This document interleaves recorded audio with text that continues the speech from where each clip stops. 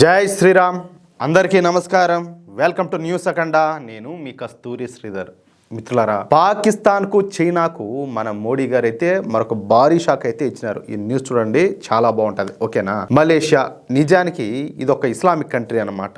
Islamic దేశాలలో కాస్త అభివృద్ధి చెంది అలాగే మత పిచ్చి కొద్దిగా తక్కువ ఉన్నటువంటి దేశం ఈ మలేషియానే. అయితే ఇంతకు ముందున్నటువంటి మలేషియా ప్రధాని మూలంగా భారతదేశానికి అదేవిధంగా ఈ మలేషియాల మధ్యన దూరం అయితే పెరిగిపోయిందనమాట. అంతేకాకుండా ఈ మలేషియా ఏం చేసింది తెలిసిన, టర్కీ, పాకిస్తాను అదేవిధంగా చైనాలతో కలిసి ఒక కూటమిని ఏర్పాటు చేయడానికి కూడా అప్పటి మలేషియా ప్రధాని ప్రయత్నించి ఫెయిల్ అయిపోయినాడు. కానీ మలేషియాకు ప్రస్తుత ప్రధానిగా అన్వర్ ఇబ్రహీం అయితే బాధ్యతలు అయితే నిర్వహిస్తున్నారు. ఈ మలేషియా ప్రధాని అయినటువంటి అన్వర్ ఇబ్రహీం ఆధునిక భావాలు కలిగినటువంటి నేత, అలాగే మత పిచ్చి లేనోడు అనమాట. చెప్పాలంటే ఒక నిజమైనటువంటి సెక్యులర్. పైగా ఇతనికి మన భారతదేశం అన్నా మన నరేంద్ర మోడీ గారన్నా మహా అభిమానం. అందుకే మలేషియా ప్రధాని అయినటువంటి అన్వర్ ఇబ్రహీం గారు స్వయంగా ఫోన్ చేసి మన ప్రధాని అయినటువంటి మోడీని మలేషియాకు ఆహ్వానించారు. ఇక స్వయంగా మలేషియా ప్రధాని ఆహ్వానించడంతో మన ప్రధాని అయినటువంటి నరేంద్ర మోడీ గారు 2 రోజుల పర్యటన కోసం మలేషియాకి అయితే పోయినారన్నమాట. ఇక మలేషియా వెళ్ళినటువంటి మన ప్రధాని నరేంద్ర మోడీ గారికి మలేషియా రాజధాని అయినటువంటి కౌలాలంపూర్ లో ఘనంగా స్వాగతం పలికినారు. నిజానికి మలేషియాలో మన భారతీయుల జనాభా ఎక్కువగానే ఉంటుందన్నమాట. దాదాపు 20 లక్షల మంది మన భారతీయులు ఈ మలేషియాలో ఉన్నారు. వీళ్ళలో తమిళనాడుకు చెందిన వాళ్ళ సంఖ్య ఎక్కువగా ఉంటుందన్నమాట. ఈ 20 లక్షల జనాభాలో 15 లక్షల మంది తమిళ వాళ్ళే ఉంటారు. ఇక ప్రధాని మలేషియా రావడంతో మన ప్రవాస భారతీయులు అంతా కలిసి ఒక పెద్ద ర్యాలీని కూడా ఏర్పాటు చేశారు.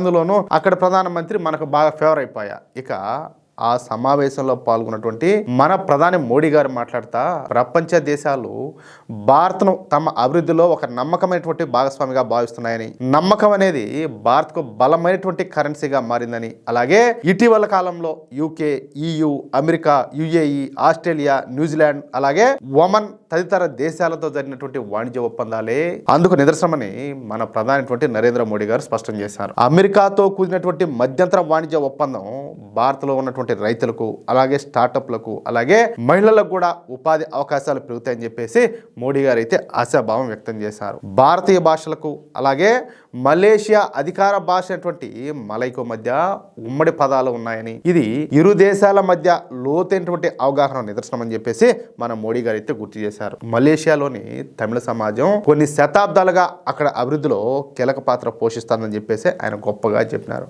భారత సంతతి కమ్యూనిటీ ఉన్నటువంటి 2వ అతి పెద్ద దేశం మలేషియాని తన ఈ పర్యటన ద్వారా ఆర్థికంగాను అలాగే సాంస్కృతికంగా భారత్ మలేషియాల బంధం సరికొత్త శిఖరాలకు చేరుకోనుందని చెప్పేసి మన ప్రధాని మోడీ గారు విశ్వాసం అయితే వ్యక్తం చేశారు. ఇంతవరకు భారత్ను ప్రపంచ దేశాలన్నీ కూడా ఒక పెద్ద మార్కెట్లా మాత్రమే చూస్తా ఉన్నాయి. కానీ ఇప్పుడు భారతదేశం పెట్టుబడులకు అలాగే వాణిజ్యానికి కేంద్రంలా మారింది.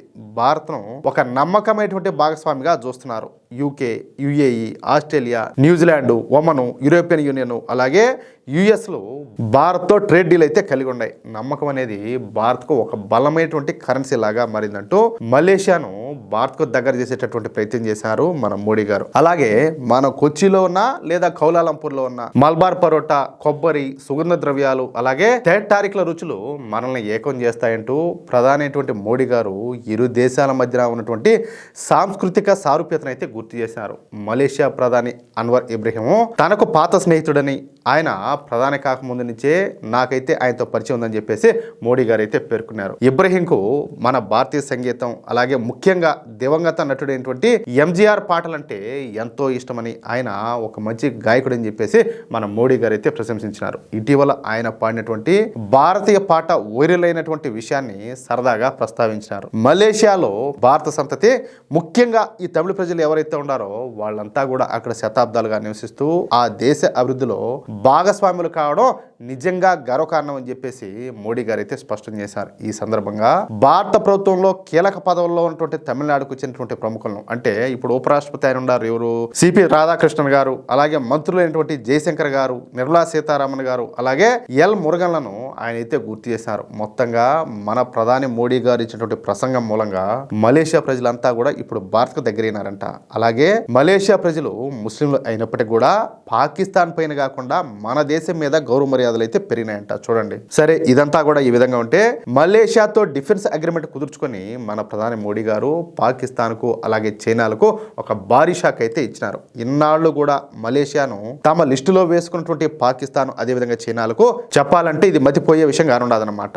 ఈ డీల్ తో భారత్ అలాగే మలేషియా దేశాలు మరింతగా దగ్గరగానున్నాయన్నమాట. అంతేకాకుండా మలేషియాకు ఆకాశ్ మిసైల్ సిస్టమ్స్ తో పాటుగా కొన్ని సుకోయ్ యుద్ధ విమానాలను కూడా భారత్ అయితే అందించినట్టు తెలుస్తుంది అనమాట. అది విషయం. మిత్రులారా, చూశారు కదా, చెప్పాలంటే ఇది మన ప్రధానమైనటువంటి మోడీ గారి చాణక్యం. అటు చైనాకు ఇటు పాకిస్తాన్కు చుక్కలు చూపిస్తా మలేషియాను చాకచక్యంగా చాణక్య నీతిని చూపిస్తూ భారత్ వైపు తిప్పుకున్నటువంటి తీరు నిజంగా చెప్పాలంటే గర్వకారణం.